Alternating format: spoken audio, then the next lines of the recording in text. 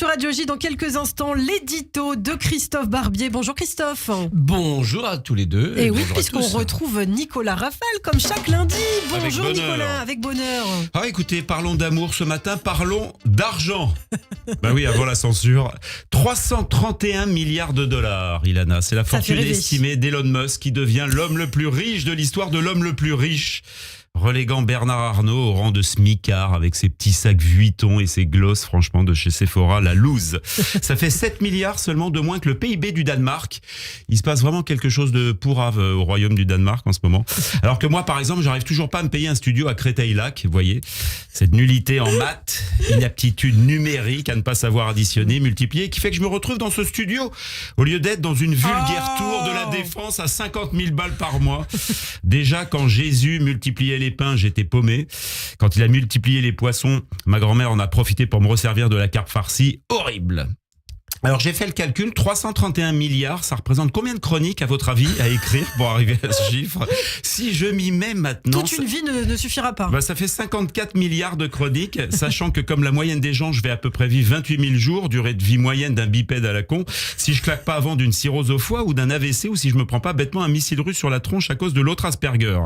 54 milliards de chroniques, grosso merdo, j'y arriverai pas. Trouver des idées, oui, pourquoi 20, 30 milliards, bien sûr, fastoche, mais 54. Si on devait remonter l'histoire de l'humanité avec ce qui s'est déjà passé pour me laisser le temps d'écrire 54 milliards de chroniques de 4 minutes 30, ce qui fait quand même déjà 250 milliards de minutes passées dans ce studio avec vous deux, eh bien ça nous ferait remonter au précambrien, 4,6 milliards d'années. Oui, vous avez tout à fait raison. Je vois Ilana qui opine du chef. Vous opinez extrêmement bien du chef. Ça fait, c'est juste avant l'Archéen. Il s'est perdu dans sa C'est feuille. juste avant l'Archéen. C'est écrit en petit, dis donc ce matin. L'Archéen, apparition des premières croûtes continentales, la biosphère. Et c'est là que cette chronique prend un tour E égale M6 intéressant. Bon, et puis après, tout le monde sait, il y a le protérozoïque, marqué par l'apparition de l'oxygène dans l'atmosphère, les petits animaux visibles qui apparaissent, le Dologus imperator, espèce de petit microbe végétal, petit moucheron qui se déplace et qui fossilise des strates géologiques. C'est l'âge de la vie, commencé il y a 540 millions d'années. C'était un lundi matin, je crois. Ouais. Il y avait déjà un son qui apparaissait dans la couche supérieure de la Voie lactée demi-écrémée et qui disait « Et tout de suite, on accueille Christophe Barbier ». C'était le Ilanus proterozoicus. Alors évidemment, c'était pas aussi perceptible que ça, à cause bien sûr, et oui, de la nucléosynthèse primordiale. Mais quelle chance Wikipédia, ça nous sauve des chroniques, franchement. Ilanus, c'est horrible quand même. Hein. Ilanus, c'est mignon. C'était assez profond comme Voie lactée. Parfois, des gens me disent, est-ce que vous avez des auteurs? Je dis Wikipédia.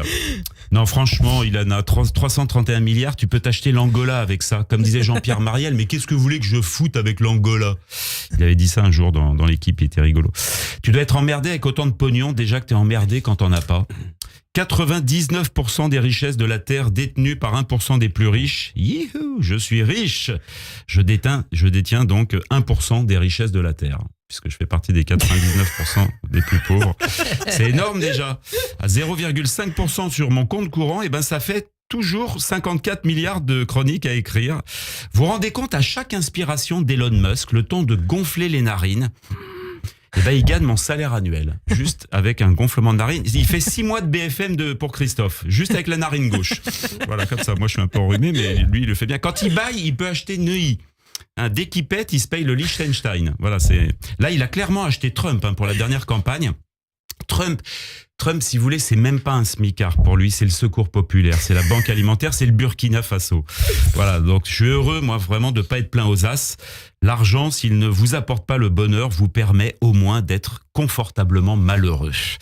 Pas important, l'argent. C'est pas le plus important dans la vie, c'est l'amour qui est le plus important. Oui. Voilà le message positif que je voulais délivrer en ce lundi matin. Elon Musk, il a l'amour de l'argent. Voilà, il a les deux. Voilà, les deux. C'est bien. J'aimerais qu'on médite pour terminer sur cette phrase, tous ensemble. Avec de l'argent, vous pourrez vous acheter un chien magnifique, mais seul l'amour lui fera remuer la queue. C'est magnifique. Joli, hein? Quel poète. Merci beaucoup, Nicolas Rafal.